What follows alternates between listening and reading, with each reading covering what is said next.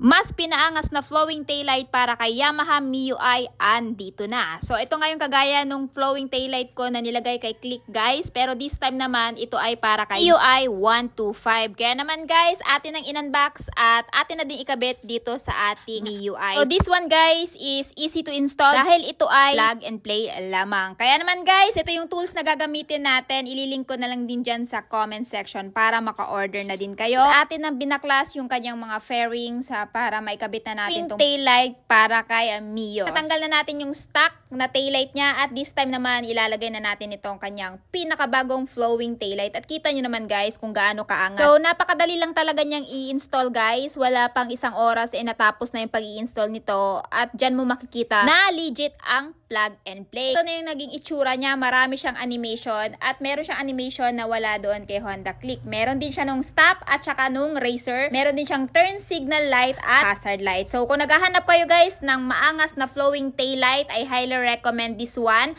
At kung interested kayo, ilalagay ko na lang yung link dyan sa comment section. Kaya ano pang hinihintay nyo? Mag-check out na habang available pa. Let's go!